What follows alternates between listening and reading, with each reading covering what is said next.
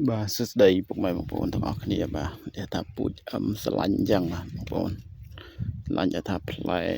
បន្តបន្ទាប់ក្តាប់មកបន្តពូជស្រឡាញ់តែអញ្ចឹងបងប្អូនបាទ2ឆ្នាំអីគឺថាបានបេះហើយបាទមើលដើមគេតែរ៉ែទេផ្លែគាត់បើ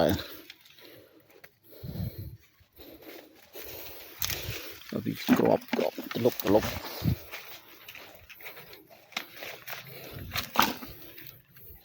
អូមែនបងប្អូនបាទពូជបាទស្រឡាញ់ថាអញ្ចឹងដាំឆាប់បានផលហើយវាបានផ្លៃគូសំដែរដល់ឥឡូវនេះបាន1គីឡូ58ដែរ5300អញ្ចឹងវាចុះហើយទាំងពីរចាប់ផ្ដើម75ឥឡូវនេះបានតែ58ទេ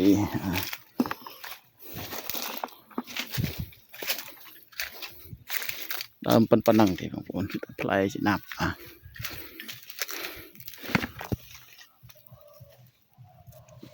តែនេះវាចង់អស់ហើយបងប្អូនតែយើងបេះវាយូរហើយដែរយើងចាប់ផ្ដើមបេះតាំង2ខែវាកណ្ដាលខែ2បាទដល់មកដល់ឥឡូវគឺខែជុកខែ4ហើយយើងរើសវាបដើទៅតិចតែតក់អញ្ចឹងសម្រាប់បងប្អូនអត់សូវមានដើមទុនអីដាំកស៊ូដាំអីយើងអាចងាកមកមើលដំណាំស្វាយចន្ទីអីវិញបាទស្វាយចន្ទីយើងអត់សូវចំណាយដើមទុនច្រើនហើយឆាប់ទទួលបានផលបាទហើយបើកស៊ូជាអាចចន្លោះពី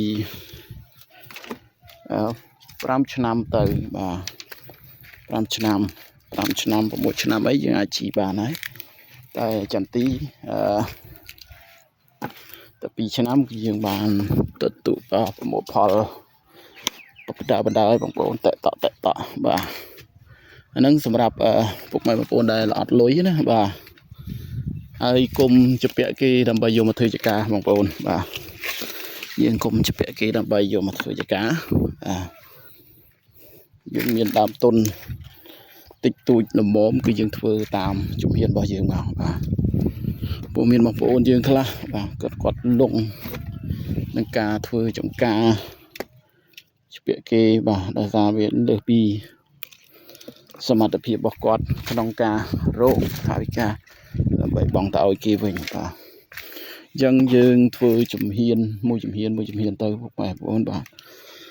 ធ្វើតក់ទៅយូរទៅវាគង់តែពេញបំពង់ទេហើយយើងឃើញគេធ្វើយើងទៅធ្វើតាមគេទាំងដែលយើងអត់មានចំណូលមួយដែលនឹងធឹងទេគឺអត់បានទេបងប្អូនបាទជពាក់គេវ៉ាន់កកឥឡូវហើយកុំឃើញគេដាំកស៊ូយើងចង់ដាំកស៊ូគេដាំទុរេនយើងចង់ដាំទុរេនទាំងដែលយើងអត់ទាន់ចេះបច្ចេកវិទ្យា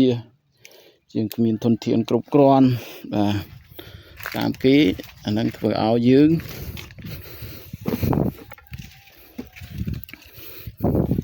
ច្បាស់ជាបនកឲ្យបងប្អូនបាទ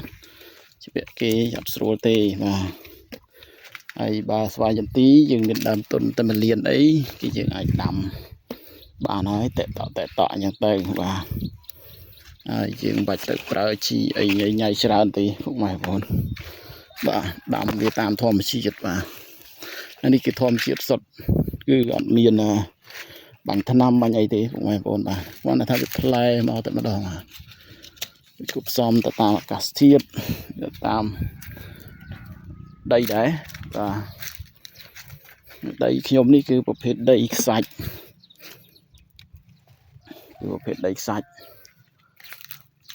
ដាំតែ2ឆ្នាំគឺបានផលរើសជាបណ្ដើហើយបាទអញ្ចឹងលើកទឹកចិត្តបងប្អូនបាទកុំធ្វើអ្វីដែលយើងគ្មានលទ្ធភាពគ្មានសមត្ថភាពបាទអញ្ចឹងសម្រាប់ខ្ញុំគឺធ្វើតាមជំហានហើយបងប្អូនបាទទោះបីជាយើងមិន មានខ្លាំងក៏វាបានធូធាមកចាយបាទហើយអត់ជាពាក្យគេទៀតពុកម៉ែបងប្អូនគេថាស្រួលចិត្តមានប៉ុណ្ណាធ្វើប៉ុណ្ណឹងទៅបាទព្រោះអាកាសធាតុគឺវាប្រែប្រួលជានិច្ចហើយស្វាយគឺជារុក្ខជាតិមួយប្រភេទដែលធន់ជាមួយនឹងជំងឺបាទធន់ជាមួយនឹងជំងឺអញ្ចឹងពុកម៉ែបងប្អូនគេលេងមកដាំស្វាយវិញមកបាទដាំកស៊ូស្រួលហ្នឹងងាប់ខ្ទេចបងប្អូនបាទខ្ញុំធ្លាប់ឆ្លងកាត់ម្ដងដែរកាលពួកខ្ញុំដាំបាទក្នុងឆ្នាំនោះគ្មានទេពុកម៉ែបងប្អូនរាំង1000កូនជាងងាប់ខ្ទេចសពហើយជា10ដើមបាទ